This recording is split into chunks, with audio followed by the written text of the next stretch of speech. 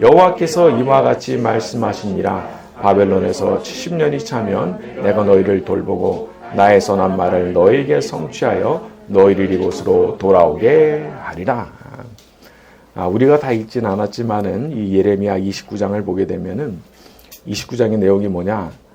선지자 예레미야가 하나님께 말씀을 받아가지고 보낸 편지가 그 주된 내용이에요. 보면 하나님께서 바벨론의 포로로 잡혀간 사람들한테 말씀을 주시는데 너희들 거기 가서 집 짓고 텃밭 만들고 거기서 잘 살아라 말씀을 하세요. 평소처럼 아들, 딸 낳고 시집도 보내고 장가도 보내고 그렇게 살라는 거예요. 그리고 너희가 사로잡혀간 그 성읍의 평안도 곧 구하라는 거예요. 왜냐하면 그 성읍이 평안해야 너도 평안하게 되니까 기도해라. 그 성읍을 위해서 기도해라. 그렇게 말씀하시죠. 우리들도 살다 보면은 바벨론에 끌려간 포로들처럼 굉장히 낯선 곳에 끌려가서 그냥 바닥으로 곤두박질 친 것 같은 느낌을 받을 때가 있습니다. 내가 여기서 어떻게 사나? 내가 앞으로 어떻게 사나?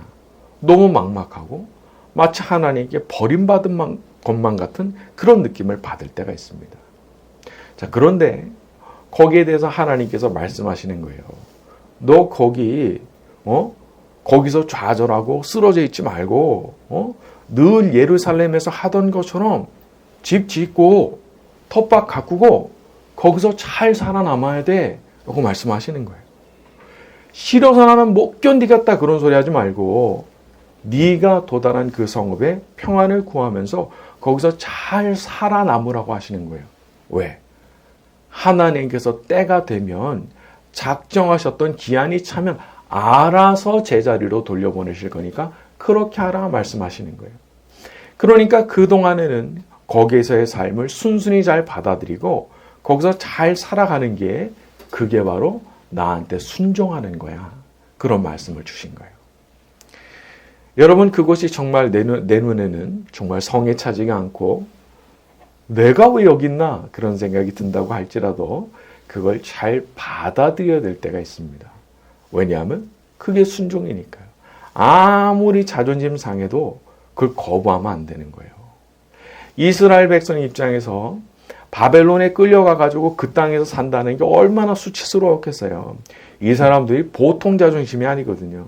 그러니까 결상전하자고 끝까지 버텼던 사람들이 대다수였던 거예요. 하지만 성경에 보면 하나님 뜻이 뭐였죠? 하나님 뜻은 오히려 순순히 바벨론에 항복하고 거기 가서 하나님께서 정하신 기간을 잘 채우는 거. 거기서 끌려가서 그냥 순순히 끌려가서 기간을 잘 채우는 게 하나님의 뜻이었던 거예요. 우리는 하나님의 뜻을 잘 받아들일 줄 알아야 됩니다. 하나님께서 정해두신 곳이 그곳이라면 그것이 바벨론에 끌려가서 사는 것이라고 할지라도 받아들일 수 있어야 되는 거예요. 이때 자존심 찾으면 큰일 나는 겁니다. 하나님께서는 언제나 우리한테 겸손을 요구하시죠. 낮아지는 것, 자세를 낮추고 하나님과 사람 앞에서 고개를 숙일 줄 아느냐. 그리고 하나님의 말씀을 받아들일 줄 아느냐. 다른 사람들의 말을 받아들일 줄 아느냐. 야, 이거 참 힘든 일이더라고요. 뭔가를 받아들인다는 거. 그거 겸손 없으면 안 되는 겁니다. 그렇기 때문에 우리가 이렇게 바벨론의 포로로 끌려간 것 같은 상황에 놓여 있다고 할지라도 막 분노하고 막 길길이 뛰고 원망할 게 아니라 오히려 그런 자리에서는 어떤 모습을 보여드려야 되느냐? 순순히 받아들이는 모습을 보여드려야 되는 거예요. 자, 그러면 우리가 그렇게 받아들이고 나면 그냥 그걸로 끝이냐? 그게 아니죠. 우리 10절 다시 한번 읽어볼게요. 여호와께서 시작. 여호와께서 이와 같이 말씀하시니라. 바벨론에서 70년이 차면 내가 너희를 돌보고 너희를 이곳으로 돌아오게 하리라. 하나님께는 계획이 있으신데 예정하신 70년 채우면 돌아오게 하시기로 아예 계획이 있으시다는 거예요.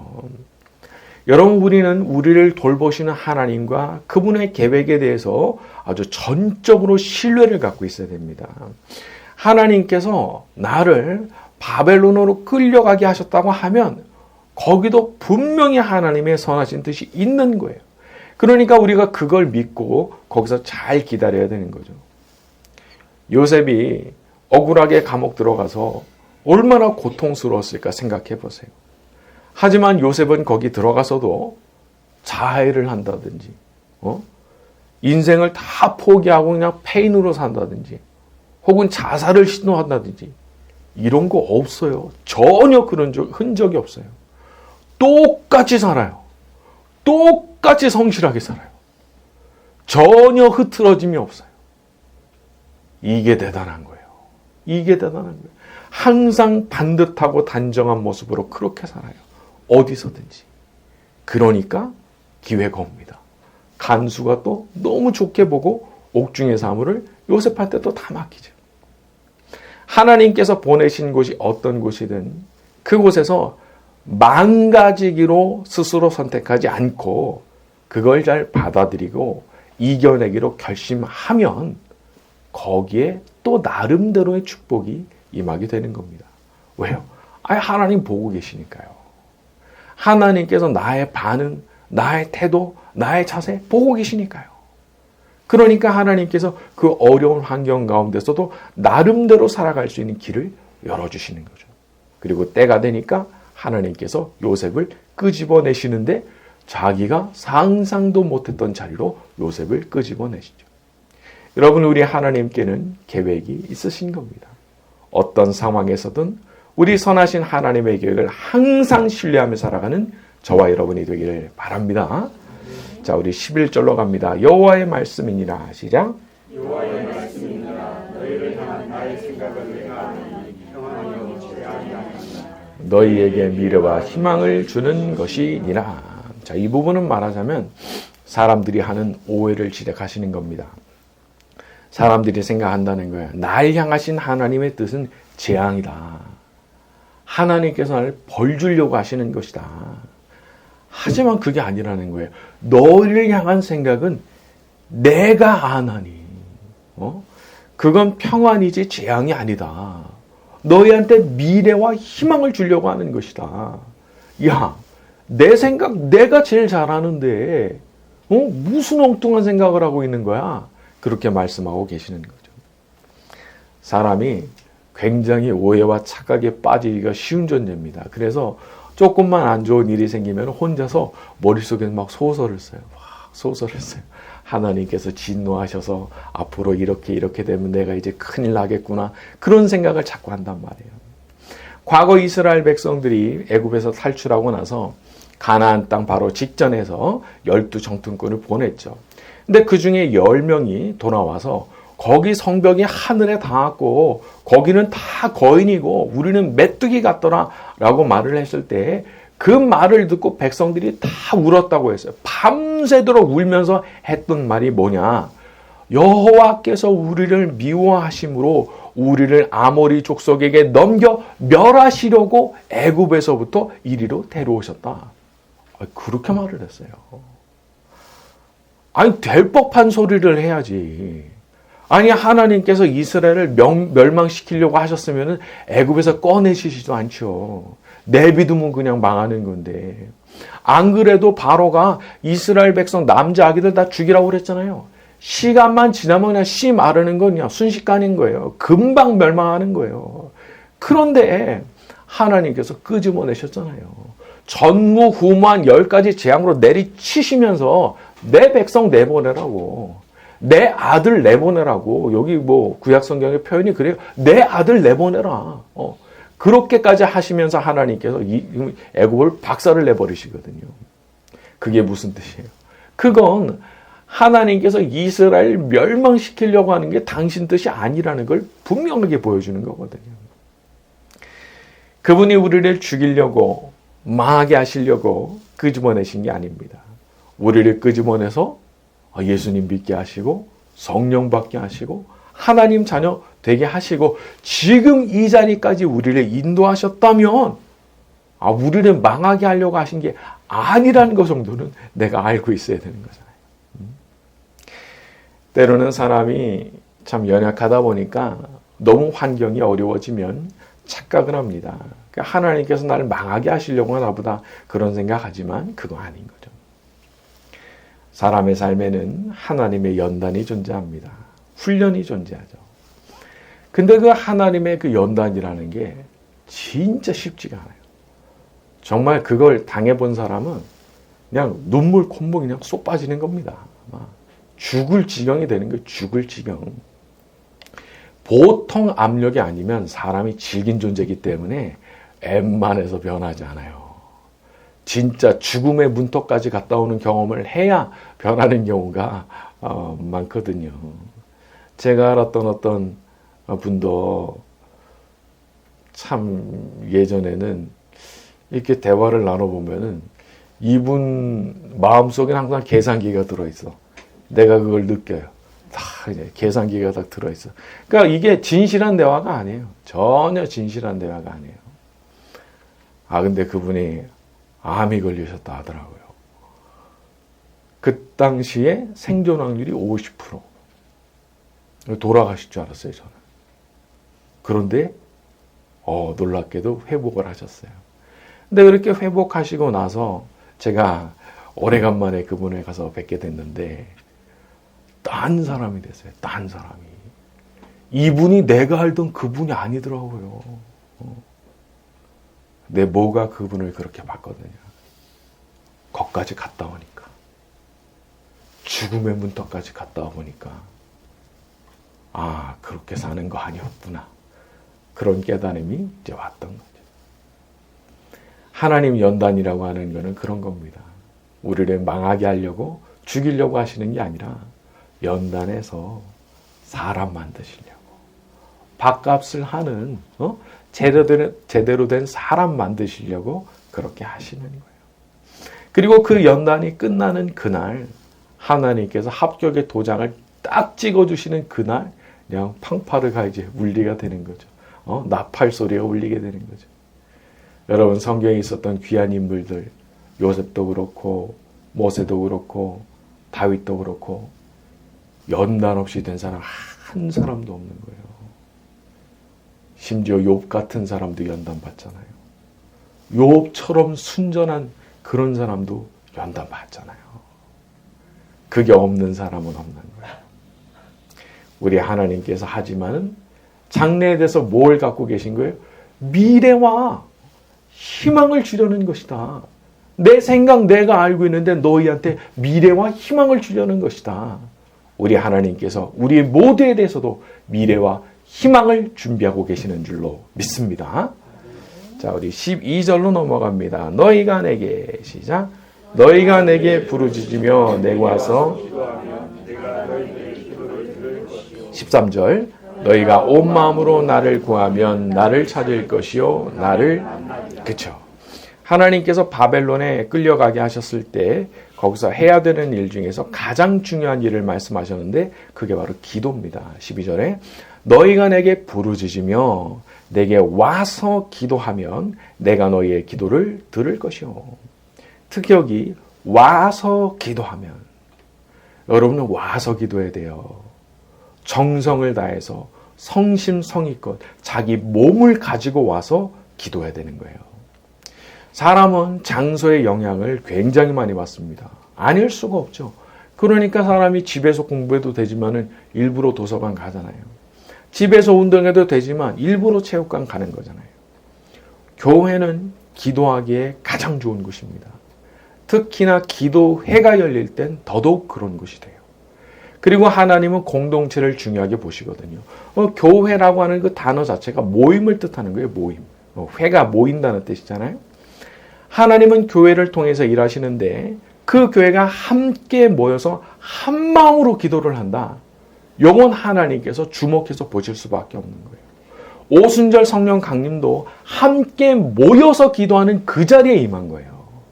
혼자 기도하는 곳에 임한 게 아니에요. 모여서 기도하는데 그 자리에 성령의 불이 임한 거거든요.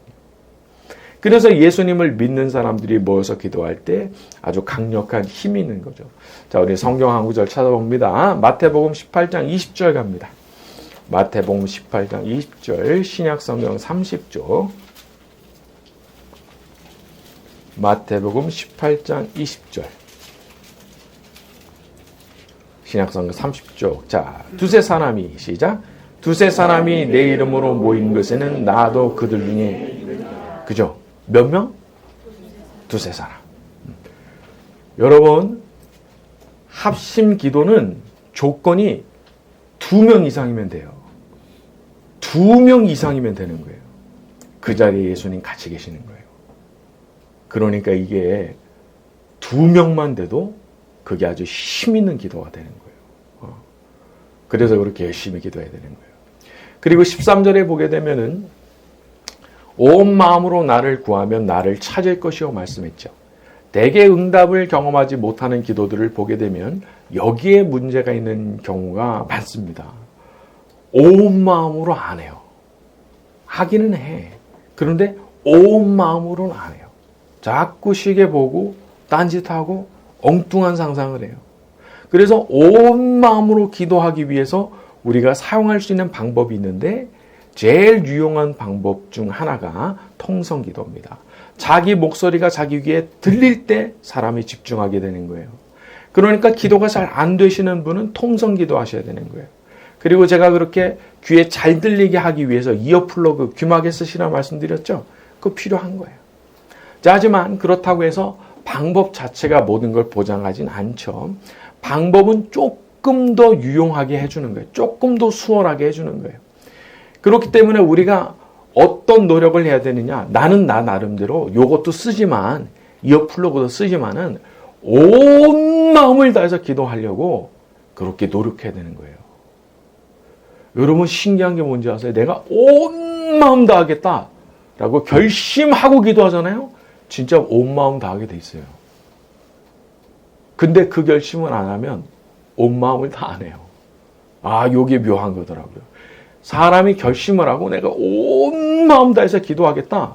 마음 먹으면 그때부터 그게 되는 것이고 그거 안 하면 안 되는 거더라고요.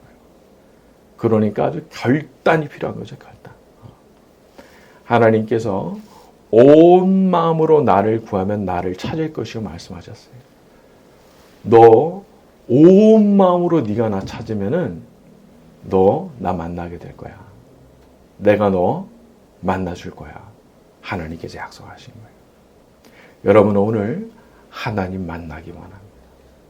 저도 좀 만나주시기 원합니다. 기도하셔야 되는 거예요. 2024년 마무리하고 2025년 맞이하는 이 시간 우리가 함께 기도할 때 우리 하나님께서 우리도 만나주실 줄로 믿습니다. 자, 우리 찬양 같이 합니다. 내 평생 살아온 길 뒤돌아보니 짧은 내 인생길 오직 주의 은혜라. 내 평생 살아온 길 내 평생 살아온 길 뒤돌아보니 짧은 내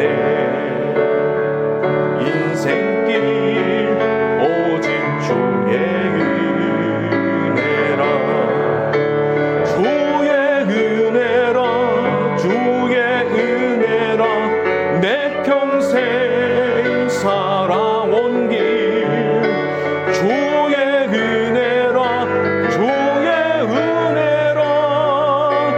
바람이 없는 사랑 달려갈 길 모두 마친 후 주 얼굴 볼 때 나는 공로 전혀 없도다. 오직 주의 은혜라.